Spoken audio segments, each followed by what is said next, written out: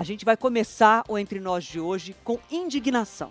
Infelizmente, mais uma vez, a gente abre o Entre Nós falando do caos na segurança pública do Rio de Janeiro e do desespero que moradores da cidade vivem rotineiramente. Hoje, no meio de um tiroteio, na hora de ir para o trabalho, 2 cidadãos de bem morreram.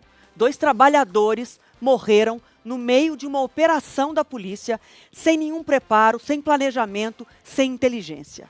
Paulo Roberto de Souza, de 60 anos, motorista de aplicativo, e Renato Oliveira, de 48 anos, cochilava dentro do ônibus quando foi ferido na cabeça e morreu. São mais 4 feridos nessa operação, sem qualquer planejamento, e a polícia, depois de parar a Avenida Brasil, de provocar todo o caos, recuou, deixando esse resultado: 2 trabalhadores mortos. A gente vai começar trazendo aqui para vocês o desespero, as cenas desesperadoras que os próprios moradores do Rio, que estavam no meio desse tiroteio, viveram. Vamos ouvir. Primeiro, eles estão se escondendo atrás de um ônibus, narrando essa situação absurda que viveram. Vamos ouvir. Caralho. O tiro tá vindo da onde, cara? Calma, gente.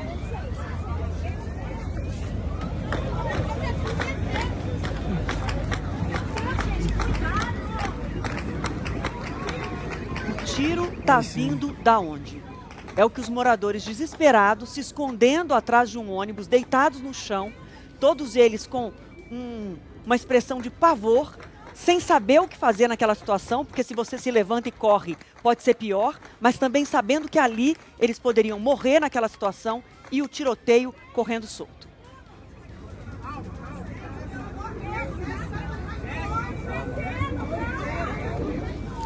A gente escuta algumas pessoas pedindo calma, gritando para que os outros ficassem calmos, mas como ficar calmo no meio de uma situação dessa? A gente tem mais um registro de dentro do ônibus, de uma mãe que ficou com a filha dentro do ônibus. É desesperador ouvir a situação dessa mãe. Vamos ver. Não tem como a gente ser socorrida. Se acalma, filha. Calma, meu amor, calma. Fica calma. Meu amor, calma, em nome de Jesus, calma. Calma, respira. Respira devagar, não tampa o rosto, respira devagar. É aflitivo, é desesperador acompanhar esse registro dessa mãe tendo que encontrar força para ficar calma e para controlar a filha, para acalmar a filha. Elas estão encolhidas, abaixadas dentro do ônibus, a filha no colo da mãe, a mãe ampara a filha num abraço e num pedido para que a menina fique calma. Uma criança, gente, uma adolescente que está a caminho da escola, uma mãe trabalhadora que estava indo trabalhar, levando a filha para a escola para trabalhar. Todos eles estavam ali na Avenida Brasil, começando mais um dia da rotina. E de repente, nessa operação, sem nenhum planejamento, sem nenhuma inteligência, tanto que a polícia assinou o recibo lá de que faliu, de que foi uma falha muito grave, quando recua, quando a operação provoca esse caos e a polícia recua. E cadê o governador do estado do Rio de Janeiro? Não aparece agora, não apareceu ontem, quando a gente começou aqui falando do caos na briga de torcedores do Penharol que atacaram a polícia. Não apareceu e não aparece quando celulares entram nas cadeias dentro de quentinhas. A gente rotineiramente registra as cenas desesperadoras que os moradores do Rio de Janeiro enfrentam e o governador do estado não aparece. Eu disse que o Entre Nós de hoje começa com indignação, porque qualquer pai e qualquer mãe a caminho do trabalho, levando seus filhos para a escola, consegue sentir a dor dessas pessoas que a gente acabou de colocar no ar. Qualquer um de nós, em qualquer parte do nosso país, que tem condição de ir e voltar do trabalho sem estar no meio de um tiroteio, se indigna com uma situação dessa. Só que a gente tem que avançar além da indignação, porque a gente se indigna com algo que é rotina para os cariocas. Como aceitar que trabalhadores fiquem assim, no meio do fogo cruzado? 2 morreram hoje, tem mais 4 feridos com gravidade. Tem mais 4 famílias também vítimas desse tiroteio. Na verdade, tem centenas de famílias vítimas, porque o trauma que uma situação dessa provoca é muito grande. Então esse é o principal destaque de hoje no Entre Nós. Eu decidi aqui com a equipe abrir mostrando essas cenas para que a gente entenda a gravidade que é o que está acontecendo no Rio de Janeiro e a gravidade que é a ausência do governador, que até agora não apareceu, não falou, e a polícia diz que não falhou. O posicionamento da polícia até agora é que não foi um erro, e eu já chamo aqui o Eduardo Frumento, Renan Suquevicius, para a gente falar um pouco mais dessa operação. Até agora, nenhum reconhecimento de que foi um fiasco essa operação, né, Frumento? Nenhum reconhecimento de fiasco, viu, Adriana? Muito pelo contrário. A Polícia do Rio de Janeiro nega que tenha tido qualquer tipo de vazamento dessa operação policial. Uma operação que acontece no complexo de favelas conhecido como Complexo de Israel, numa área na zona norte do Rio de Janeiro, à beira da Avenida Brasil, num ponto de chegada do Rio de Janeiro pela Dutra. A principal ligação entre Rio e São Paulo desemboca justamente aí, no Complexo de Israel e na Avenida Brasil. Pela Avenida Brasil passam muitos cariocas, todos os dias. É a via expressa mais movimentada da cidade. E essa ação na manhã de hoje afetou não só aqueles que ficaram presos aí nesse tiroteio, no fogo cruzado, mas também tantos outros cariocas que tiveram as vidas alteradas e retidas aí por conta dessa via expressa que ficou completamente paralisada. Mais de 40 linhas de ônibus fecharam, escolas e também postos de saúde não abriram hoje, e a gente está tornando isso cada vez mais real no Rio de Janeiro, né? Essa realidade tem se repetido todos os dias por lá, infelizmente. Vindo para mim? Não. É isso. É uma situação muito grave. A gente daqui a pouco vai acionar nossa reportagem com todas as informações, a condição das pessoas que ficaram feridas, são 4 feridos, 2 mortes confirmadas, enfim, uma situação muito grave. E temos que falar de uma outra situação grave, uma outra notícia grave também, uma operação, né, Renan? Suspeita de venda de sentenças no Judiciário do Mato Grosso do Sul. 5 desembargadores afastados, gente. Isso aconteceu lá no estado do Mato Grosso do Sul por causa dessa investigação da Polícia Federal, uma investigação de 3 anos que já vinha acontecendo justamente por essa suspeita de corrupção e venda de sentenças. Além disso, esse grupo também é investigado por lavagem de dinheiro, extorsão e ainda por organização criminosa. A gente vai trazer mais detalhes daqui a pouco aqui no Entre Nós. E todas as notícias de hoje, gente, tem previsão de temporal para o sul do país. Em todos os estados do sul tem previsão de muita chuva. Essa chuva vai chegar a São Paulo também. A gente vai trazer as notícias de Brasília. Vamos falar aqui dos bastidores do duelo aí entre o Supremo e o Congresso Federal. Então, todas as notícias a gente está aqui trazendo para vocês. Agora, 2h08. Trio Entre Nós está conectado aqui com vocês. Seguimos juntos. Entre Nós. Vamos seguir então, gente, continuando falando aqui da situação de crise, né, de caos total que a segurança pública do Rio de Janeiro vive. A gente mostrou para vocês aí as cenas desesperadoras. Mais cedo, a nossa reportagem gravou com um amigo de uma das vítimas, quando ele ainda estava vivo. E com isso, ele tinha esperança de que o amigo sobrevivesse. Vamos ouvir, o nome dele é Adonias. Estamos dentro do ônibus de manhã, nós moramos juntos, nós moramos na mesma casa, na mesma rua. Nós pegamos o ônibus junto, eu estava dentro do ônibus, então da bala começou a comer. Na Cidade Alta, Tinguá. E aí vocês se abaixaram? Se abaixamos, não deu tempo dele se abaixar, que ele estava dormindo, ele estava cochilando, não deu tempo. Foi muito rápido o tiroteio, então eu olhei para trás, o sangue já estava saindo da cabeça dele já. E o estado de saúde dele é gravíssimo? Gravíssimo. E como você estava falando aí, vocês saem de casa, não sabem se... Não sabe se vai voltar. A gente não sabe, a verdade é essa, a realidade do nosso Brasil a gente não sabe. Essa pessoa que a gente acabou de ouvir se chama Adonias Santos, amigo da vítima, que a gente acabou de confirmar o nome da vítima, Renato Oliveira, de 48 anos. O Renato cochilava dentro do ônibus. Quando começou o tiroteio, o amigo então relatou que, desesperado, não teve tempo nem de tentar despertar o Renato. Todo mundo se abaixou e ele então não se abaixou, não saiu da linha de tiro a tempo e acabou morrendo. No momento em que falou com a gente, o Adonias ainda tinha esperança de que o amigo sobrevivesse, mas era muito grave. Ele foi baleado na cabeça, estava internado numa situação muito difícil. Portanto, foi a segunda morte confirmada nessa operação desastrada da Polícia do Rio. Vamos para o Rio agora, Frumento? Vamos para o Rio, Adriana, porque além dessas 2 mortes, outras 4 pessoas ficaram feridas durante essa troca de tiros, que teve o auge, o momento mais intenso ali, cerca de 10 para as 7 da manhã, paralisou a Avenida Brasil no Rio de Janeiro. O Vinícius Calixto está acompanhando desde cedo a situação lá no Rio de Janeiro e ele chega com mais informações ao vivo da capital fluminense. Seja bem-vindo, Vinícius. Boa tarde a você.